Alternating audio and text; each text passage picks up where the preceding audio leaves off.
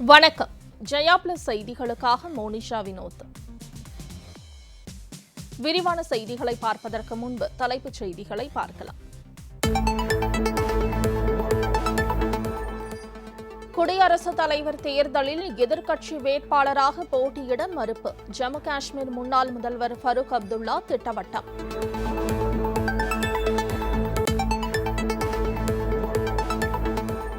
2 ஆண்டுகள் கலந்தாலோசித்த பிறகு அக்னிபத் திட்டம் அறிவிப்பு. அரசியல் காரணங்களுக்காக தவறான புரிதல் பரப்பப்படுவதாக பாதுகாப்புத்துறை அமைச்சர் ராஜ்நாத் சிங் விளக்கம்.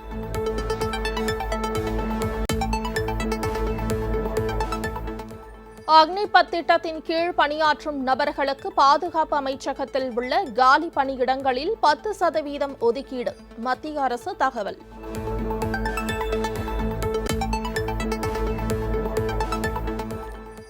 இளைஞர்களின் குரல்களை மத்திய அரசு புறக்கணித்துள்ளது. முற்றிலும் சாத்தியம் இல்லாத அக்னிபத் திட்டத்தை அறிவித்துள்ளதாக காங்கிரஸ் தலைவர் சோனியா காந்தி குற்றச்சாட்டு.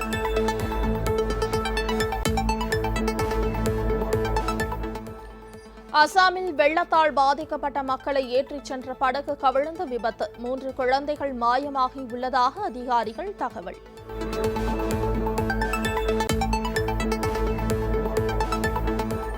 காபூலில் உள்ள சீக்கிய குருத்வாரா அருகே நிகழ்ந்த குண்டுவெடிப்பு சம்பவங்கள். மத்திய வெளியுறவு அமைச்சகம் கண்டனம்.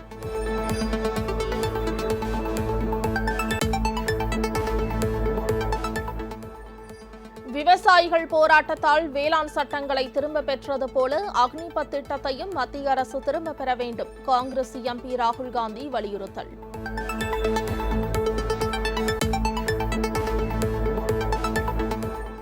அக்னிபத் திட்டம் குறித்து ஓய்வு பெற்ற உச்சநீதிமன்ற நீதிபதி தலைமையில் நிபுணர் குழு அமைத்து ஆய்வு செய்ய வேண்டும். உச்சநீதிமன்றத்தில் மனு தாக்கல்.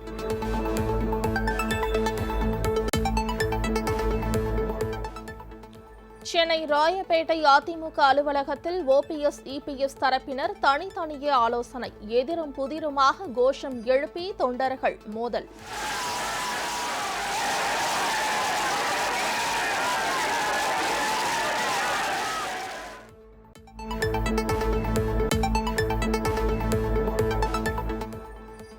அதிமுக அலுவலகத்தில் ஏற்பட்ட மோதலில் சட்டை கிழிப்பு. ரத்தம் சொட்ட சொட்ட தொண்டர் வெளியேறியதால் பரபரப்பு.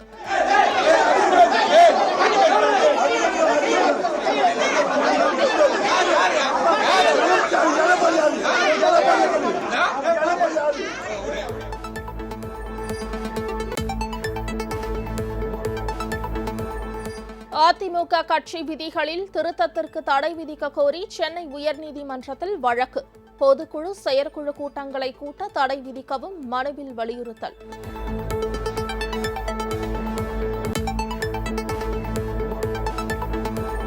மத்திய அரசின் அக்னிபத் திட்டத்திற்கு எதிர்ப்பு.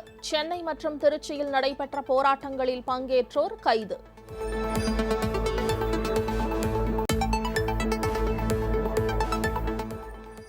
மதுரையில் பச்சிளங்குழந்தை தண்ணீர் தொட்டியில் சடலமாக மீட்கப்பட்ட விவகாரம். குழந்தையின் தாய் கைது.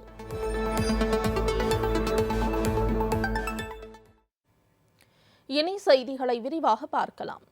அஇஅதிமுகவையும் தொண்டர்களையும் வழிநடத்தும் முழு தகுதி சின்னம்மாவுக்கு உண்டு என மாண்புமிகு அம்மா கூறியதாக அம்மாவின் மெய்காப்பாளராக இருந்த தேனியைச் சேர்ந்த திரு வேல்முருகன் தெரிவித்துள்ளார். மாண்புமிகு அம்மாவின் மெய்காப்பாளராக 10 ஆண்டுகளாக இருந்தவர் தேனி மாவட்டம் குச்சனூரை சேர்ந்த திரு வேல்முருகன். இவர் அம்மாவின் வாக்கு என்ற தலைப்பில் மாண்புமிகு அம்மா கூறிய வார்த்தைகளை சின்னமனூர், மார்க்கையன்கோட்டை, குச்சனூர், தேனி, போடி உட்பட மாவட்டம் முழுவதும் பல்வேறு இடங்களில் சுவரொட்டியாக ஒட்டியுள்ளார். இதைத் தொடர்ந்து குச்சனூரில் உள்ள அருள்மிகு அன்னபூரணி அம்மன் கோயிலில் அஇஅதிமுகவுக்கு சின்னம்மா தலைமை ஏற்று வழிநடத்த வேண்டி திரு வேல்முருகன் சிறப்பு பூஜைகள் செய்து பக்தர்களுக்கு அன்னதானம் வழங்கினார். ஒரு போலீஸ்காரனா ஒரு விசுவாசம் உள்ள ஒரு தலைமை காவலராக இருந்தேன். கட்சியில் இருக்க அத்தனை தொண்டர்களுக்கு என்னை பற்றி நல்லாவே தெரியும். அம்மாவுக்கு வேண்டி நான் என்னென்ன வேலையெல்லாம் செஞ்சுருக்கேன்னு அவங்க 2 பேரும் சொன்ன ஒரு வார்த்தை. எனக்கு அப்புறமும் 100 வருஷம் ஆனாலும் இந்த கட்சியை வழிநடத்தக்கூடிய தகுதி சசி உனக்கு தான் இருக்குது அப்படின்னு சொல்லி என் முன்னாடி சொன்னாங்க. அந்த ஒரு நல்ல எண்ணத்துக்காக இப்போ அதிமுக தொண்டர்கள் 2 கோடி பேருமே ஒருங்கிணைஞ்சு ஒருத்தரா ஒத்துமையா இருந்து அந்த அம்மா சொன்ன வார்த்தையை, இதய தெய்வம் புரட்சி தலைவி அம்மா சொன்ன வார்த்தையை கனவை நினைவாக்கணுன்றதுக்காக இன்னைக்கு போஸ்ட் அடித்து ஒட்டி அம்மா தான் கட்சியை வழி நடத்தணும்னு சொல்லி இப்போ 1000 பேருக்கு அன்னதானம் போட்டிருக்கேன்.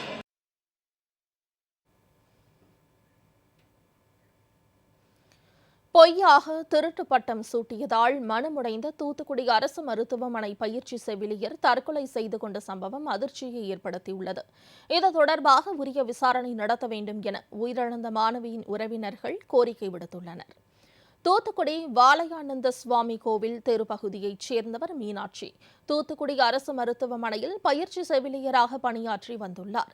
கடந்த சில தினங்களுக்கு முன்பு சக பயிற்சி செவிலியர் ஒருவரின் தங்கச் சங்கிலி மாயமாகியுள்ளது. இதனை மீனாட்சிதான் எடுத்து இருப்பார் என கூறி அவரை மற்றவர்கள் மிரட்டியுள்ளனர்.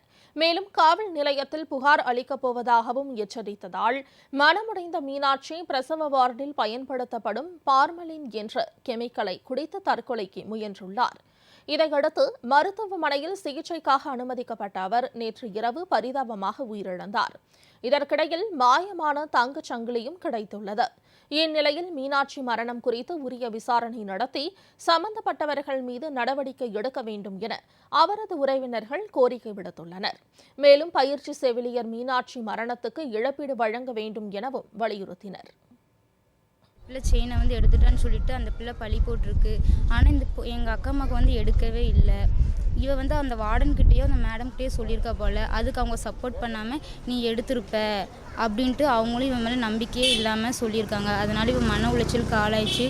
ஜிஹெச்சில் ஆப்ரேஷன் தியேட்டரில் அந்த ஃபார்மலின் இருக்குல்ல அதை எடுத்து குடிச்சிட்டா. அவள் குடித்தது 8 மணிக்கு. ஆனால் வீட்டுக்கு தகவல் வந்தது எத்தனை மணிக்குன்னா 1 மணிக்கு. அதுவும் என்ன சொல்லியிருக்காங்கன்னா உங்கள் பிள்ளை மயங்கி விழுந்துட்டான்னு தான் சொல்லியிருக்காங்க. மருந்து குடிச்சிட்டா அப்படின்ற எந்த விஷயத்தையுமே சொல்லலை. என் அக்கா பொண்ணு அப்பா இல்லாத பிள்ளை. அவளுக்கு உரிய நஷ்ட ஈடு இதெல்லாம் கிடைக்கணும். அந்த நர்ஸ் மேலே அந்த ஸ்டாஃப் மேலே நடவடிக்கை எடுக்கும். குடியரசுத் தலைவர் தேர்தலில் எதிர்க்கட்சி வேட்பாளராக தான் போட்டியிட விரும்பவில்லை என ஜம்மு காஷ்மீர் முன்னாள் முதல்வரும் தேசிய மாநாடு கட்சி தலைவருமான திரு ஃபரூக் அப்துல்லா தெரிவித்துள்ளார். குடியரசுத் தலைவர் தேர்தலில் எதிர்க்கட்சிகள் சார்பில் பொது வேட்பாளரை நிறுத்த தீவிர ஆலோசனை நடைபெற்று வருகிறது. இதில் தேசியவாத காங்கிரஸ் கட்சி தலைவர் திரு சரத்பவார், ஜம்மு காஷ்மீர் முன்னாள் முதல்வரும் தேசிய மாநாடு கட்சி தலைவருமான திரு ஃபரூக் அப்துல்லா ஆகியோரின் பெயர்கள் பரிசீலிக்கப்பட்டன. இந்நிலையில் குடியரசுத் தலைவர் தேர்தலில் எதிர்க்கட்சி வேட்பாளராக தான் போட்டியிட விரும்பவில்லை என திரு ஃபரூக் அப்துல்லா தெரிவித்துள்ளார். இது தொடர்பாக பேசிய அவர், ஜம்மு காஷ்மீர் மிகவும் இக்கட்டான சூழலை கடந்து கொண்டிருப்பதாகவும், எனவே இந்த நிச்சயமற்ற சூழலில் ஜம்மு காஷ்மீருக்கு தனது உதவி தேவை என கருதுவதாகவும் குறிப்பிட்டுள்ளார். திரு சரத்பவார், திரு ஃபரூக் அப்துல்லா ஆகியோர் குடியரசுத் தலைவர் தேர்தலில் போட்டியிட மறுப்பு தெரிவித்த நிலையில் வரும் 21ஆம் தேதி நடைபெறும் எதிர்க்கட்சிகள் கூட்டத்தில் குடியரசுத் தலைவர் வேட்பாளராக யாரை நிறுத்தலாம் என்பது குறித்து ஆலோசிக்கப்படலாம் என்று எதிர்பார்க்கப்படுகிறது. சுமார் 2 ஆண்டுகள் கலந்தாலோசித்த பிறகு அக்னிபத் திட்டம் அறிவிக்கப்பட்டதாக பாதுகாப்புத்துறை அமைச்சர் திரு ராஜ்நாத் சிங் விளக்கமளித்துள்ளார். மத்திய அரசு கொண்டு வந்துள்ள அக்னிபத் திட்டத்துக்கு நாடு முழுவதும் எதிர்ப்பு எழுந்துள்ள நிலையில் முப்படை தளபதிகளுடன் பாதுகாப்புத்துறை அமைச்சர் ராஜ்நாத் சிங் ஆலோசனை நடத்தினார். இந்த ஆலோசனைக் கூட்டத்தில் கடற்படை தளபதி ஹரிகுமார், விமானப்படை தளபதி விவேக் ராம் சௌத்ரி, ராணுவ தளபதி மனோஜ் பாண்டே ஆகியோர் பங்கேற்றனர்.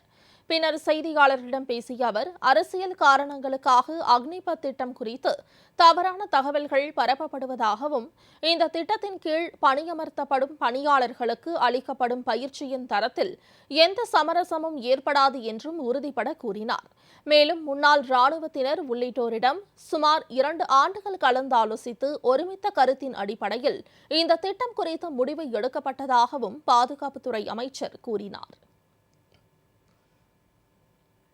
அக்னிபத் திட்டத்தின் கீழ் பணியாற்றும் நபர்களுக்கு பாதுகாப்பு அமைச்சகத்தில் உள்ள காலி பணியிடங்களில் 10% ஒதுக்கீடு செய்யப்படுவதாக மத்திய அரசு அறிவித்துள்ளது.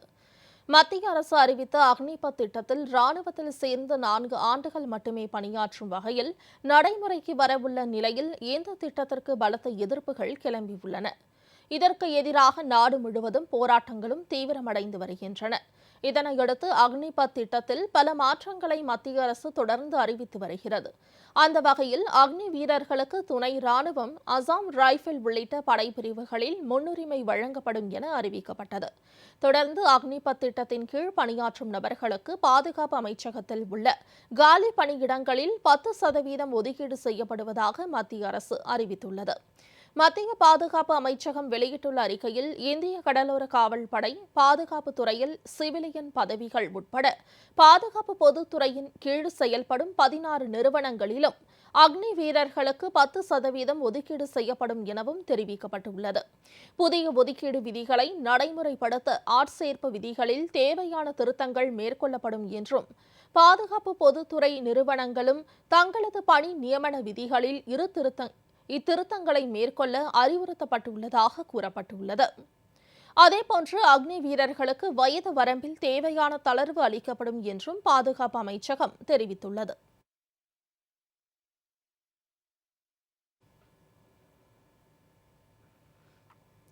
இளைஞர்களின் குரல்களை மத்திய அரசு புறக்கணித்துள்ளதாக குற்றம் சாட்டியுள்ள காங்கிரஸ் தலைவர் திருமதி சோனியா காந்தி, முற்றிலும் சாத்தியமில்லாத அக்னிபத் திட்டத்தை அறிவித்துள்ளதாகவும் விமர்சித்துள்ளார்.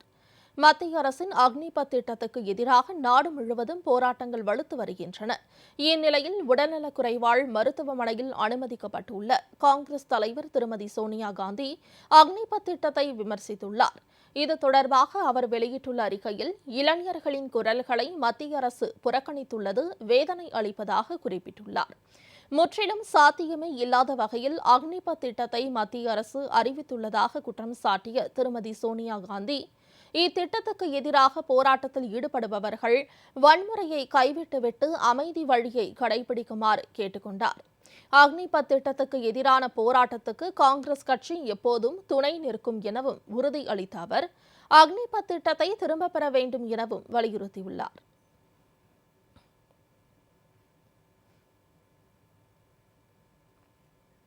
இளைஞர்களுக்கு வருமானத்துடன் நல்ல பயன் அளிக்கும் திட்டம்தான் அக்னிபத் என தமிழக ஆளுநர் RN ரவி தெரிவித்துள்ளார். தூத்துக்குடியில் வ.உ. சிதம்பரனாரின் 150வது பிறந்தநாள் விழா நடைபெற்றது. இதில் கலந்து கொண்ட தமிழக ஆளுநர் RN ரவி வ.உ. சிதம்பரனாரின் புகைப்படத்தை திறந்து வைத்தார். பின்னர் பேசிய அவர், அக்னிபத் திட்டத்தை தவறாக புரிந்து கொண்டு அரசு பொருட்களை சேதப்படுத்தி வருவதாகவும், அக்னிபத் திட்டம் இளைஞர்களுக்கு வருமானத்துடன் நல்ல பயன் அளிக்கும் திட்டம் எனவும் தெரிவித்துள்ளார். மேலும் உலக தரம் வாய்ந்த நாடாக உருவாக்கும் நோக்கில் இந்த திட்டங்கள் கொண்டுவரப்படுவதாகவும் RN ரவி குறிப்பிட்டுள்ளார்.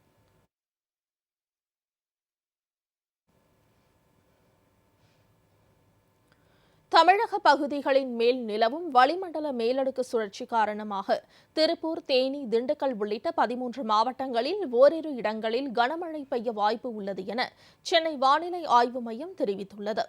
சென்னை வானிலை ஆய்வு மையம் வெளியிட்டுள்ள அறிக்கையில், நாளை தமிழ்நாடு, புதுச்சேரி மற்றும் காரைக்கால் பகுதிகளில் அநேக இடங்களில் இடி மின்னலுடன் கூடிய லேசானது முதல் மிதமான மழை பெய்யக்கூடும் என்றும், நாளை மறுநாள் தமிழ்நாடு, புதுச்சேரி மற்றும் காரைக்கால் பகுதிகளில் ஒரு சில இடங்களில் இடி மின்னலுடன் கூடிய லேசானது முதல் மிதமான மழை பெய்யக்கூடும் என்றும் தெரிவிக்கப்பட்டுள்ளது. சென்னையை பொறுத்தவரை அடுத்த 48 மணி நேரத்திற்கு வானம் பெரும்பாலும் மேகமூட்டத்துடன் காணப்படும் எனவும், நகரின் ஒரு சில பகுதிகளில் இடி மின்னலுடன் கூடிய மிதமான மழை பெய்யக்கூடும் எனவும் கூறப்பட்டுள்ளது. நாளை தமிழக கடலோர பகுதிகள், மன்னார் வளைகுடா, குமரி கடல் பகுதி மற்றும் தென்மேற்கு வங்கக்கடல் பகுதிகளில் சூறாவளி காற்று மணிக்கு 40 முதல் 50 கிலோமீட்டர் வேகத்தில் வீசக்கூடும் என்பதால் மீனவர்கள் இப்பகுதிகளுக்கு செல்ல வேண்டாம் என வானிலை மையம் அறிவுறுத்தியுள்ளது.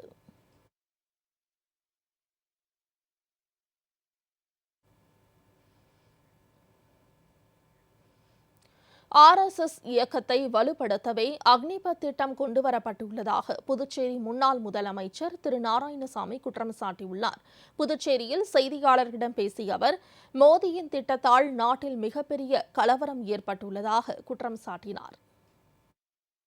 75% பேர்களை ராணுவ பயிற்சி கொடுத்து வெளியே அனுப்பிவிட்டால் அவர்களுடைய சேவையை நாம் பயன்படுத்திக் கொள்ளலாம் என்று RSS இயக்கமும் பாரதிய ஜனதா கட்சியும் திட்டமிட்டு செய்கின்ற சதி இந்த அக்னிபாதை திட்டம். ஏற்கனவே தடி எடுத்தவர்கள் இப்பொழுது துப்பாக்கி என்கிற ஒரு நிலையை RSS இயக்கமும் பாரதிய ஜனதாவும் உருவாக்குகிறது. இந்த திட்டத்தை நரேந்திர மோடி அவசரமாக கொண்டு வருவதற்கு காரணம் தங்களுடைய RSS இயக்கத்தை வலுவாக்குவதற்காகத்தான். ஆகவே உடனடியாக நரேந்திர மோடி அரசு எந்தவித நிபந்தனையுமின்றி இந்த அக்னிபாதை திட்டத்தை திரும்ப பெற வேண்டும் என்பது எங்களுடைய அழுத்தமான கோரிக்கை.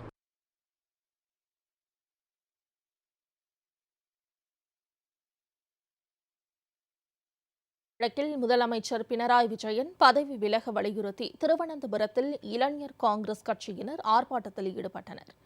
தங்க கடத்தல் விவகாரத்தில் கேரள முதலமைச்சர் பினராயி விஜயனுக்கு தொடர்பு இருப்பதாக ஸ்வப்னா சுரேஷ் குற்றம் சாட்டியது முதல் கேரள முதலமைச்சருக்கு எதிரான போராட்டங்களை அம்மாநில எதிர்க்கட்சிகள் தீவிரப்படுத்தியுள்ளனர்.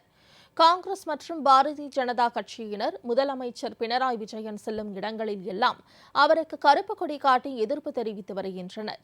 இந்த நிலையில் திருவனந்தபுரத்தில் முதலமைச்சர் பினராயி விஜயன் பதவி விலக வலியுறுத்தி இளைஞர் காங்கிரஸ் கட்சியினர் பிரம்மாண்ட பேரணி நடத்தினர்.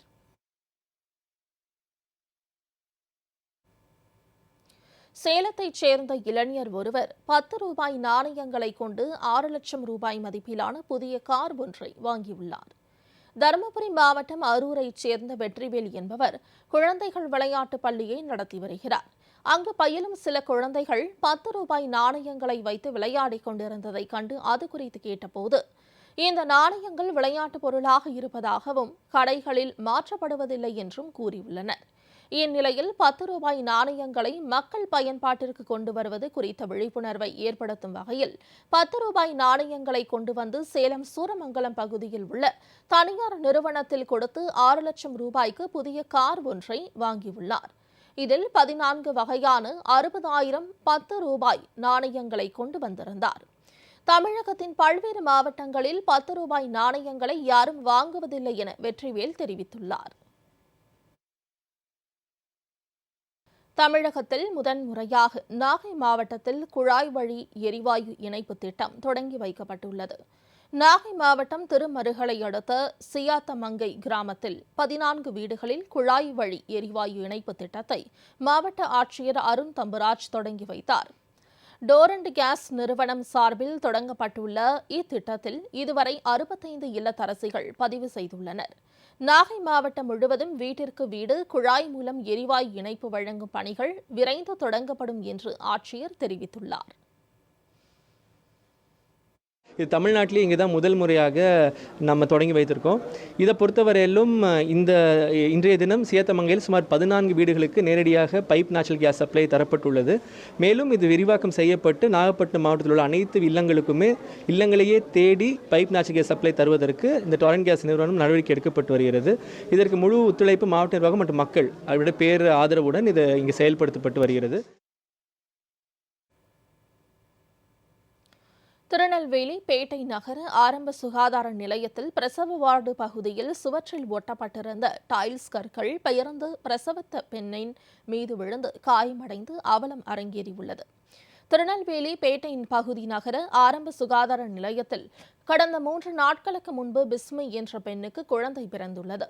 பிரசவ வார்டு பகுதியில் அவர் சிகிச்சையில் இருந்த நிலையில் எதிர்பாராத விதமாக சுவற்றில் ஒட்டப்பட்டிருந்த டைல்ஸ் கற்கள் பெயர்ந்து கீழே விழுந்துள்ளன. சுதாரித்துக் கொண்ட பிஸ்மி தனது அருகில் இருந்த தனது குழந்தை பத்திரமாக காப்பாற்றியுள்ளார். இதில் டைல்ஸ் கற்கள் விழுந்து பிஸ்மி காயமடைந்தார். காயமடைந்த பிஸ்மி மேல் சிகிச்சைக்காக திருநெல்வேலி மருத்துவமனைக்கு அனுப்பி வைக்கப்பட்டார். இந்த விபத்தை தொடர்ந்து பிரசவ வார்டு பகுதியில் உரிய பாதுகாப்பு நடவடிக்கைகளை மேற்கொள்ள வேண்டும் என மருத்துவத்துறை அதிகாரிகளுக்கும் மாநகராட்சி அதிகாரிகளுக்கும் அப்பகுதி மக்கள் கோரிக்கை விடுத்துள்ளனர்.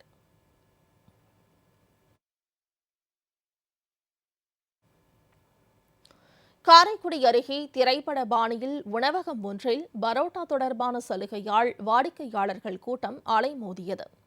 சிவகங்கை மாவட்டம் காரைக்குடி அருகே உணவகம் தொடங்கி 2ஆம் ஆண்டு துவக்க விழாவை முன்னிட்டு கடை உரிமையாளர் 3 நாட்களுக்கு சலுகைகளை அறிவித்துள்ளார்.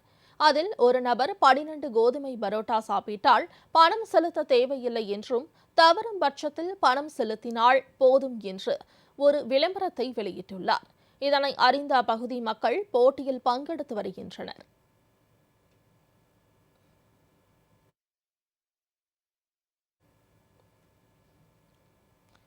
திமுக அமைச்சர் திரு KKSSR ராமச்சந்திரன் கட்சியில் பதவி பெற்றுத் தருவதாக கூறி 32 லட்சம் ரூபாய் பெற்றுக்கொண்டு ஏமாற்றியதாக சென்னை உயர்நீதிமன்ற மதுரை கிளையில் பாதிக்கப்பட்டவர் வழக்கு தொடர்ந்தார். பண பரிவர்த்தனை நடந்திருந்தால் சம்பந்தப்பட்ட அமைச்சருக்கு எதிராக சட்ட நடவடிக்கைகளை தொடங்கலாம் என நீதிபதி தெரிவித்துள்ளார். விருதுநகர் மாவட்டம் வத்திராயிருப்பு பகுதியைச் சேர்ந்த கோஸ் என்பவர் தாக்கல் செய்த மனுவில் தனக்கு சட்டமன்ற தேர்தலில் போட்டியிட வாய்ப்பு பெற்றுத் தருவதாகவும் வத்திராயிருப்பு ஒன்றிய திமுக செயலாளர் பதவி பெற்றுத் தருவதாகவும் அமைச்சர் திரு KKSSR ராமச்சந்திரன் 32 லட்சம் ரூபாய் பெற்றுக் கொண்டதாகவும், ஆனால் இதுவரை தனக்கு பதவி பெற்றுத் தரவில்லை என்றும் குறிப்பிட்டார்.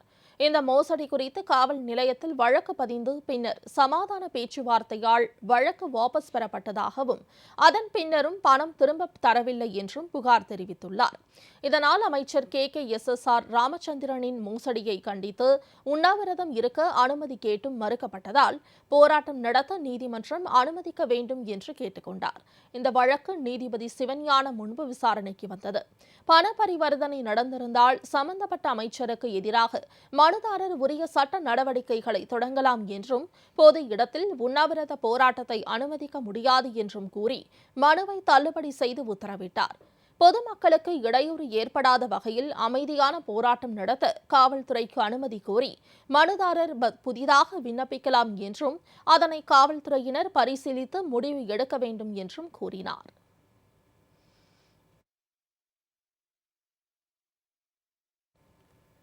மீன்பிடி தடைக்காலம் முடிந்து கடலுக்கு மீன்பிடிக்க சென்ற கன்னியாகுமரி மாவட்டம் சின்னமுட்டம் பகுதி மீனவர்களுக்கு அதிக வருவாய் கிடைத்ததால் மகிழ்ச்சியடைந்துள்ளனர். தமிழகத்தில் மீன்பிடி தடைக்காலம் முடிந்து நேற்று முன்தினம் மீனவர்கள் கடலுக்கு மீண்டும் மீன்பிடிக்க சென்றனர். அந்த வகையில் கன்னியாகுமரி மாவட்டம் சின்னமுட்டம் மீன்பிடி துறைமுகத்தில் இருந்து 350க்கும் மேற்பட்ட விசைப்படகுகளில் மீனவர்கள் மீன்பிடிக்க கடலுக்கு சென்றனர். 61 நாட்கள் தடைக்காலம் முடிந்து மீன்பிடிக்க சென்ற விசைப்படகு மீனவர்களுக்கு அதிக அளவில் மீன்கள் கிடைத்ததால் மகிழ்ச்சியடைந்துள்ளனர். ஒரே நாளில் 10 கோடி ரூபாய்க்கு வர்த்தகம் நடைபெற்றதால் உற்சாகமடைந்துள்ள மீனவர்கள் கேரள வியாபாரிகளும் அதிக அளவில் வந்து மீன்களை வாங்கி செல்வதாகவும் குறிப்பிட்டனர். மீன்பிடி தடை காலத்தில் வெறிச்சோடி காணப்பட்ட சின்னமுட்டம் துறைமுகம் தற்போது மீண்டும் களை கட்ட தொடங்கியுள்ளதால் மீனவர்கள், வியாபாரிகள் மகிழ்ச்சியடைந்துள்ளனர்.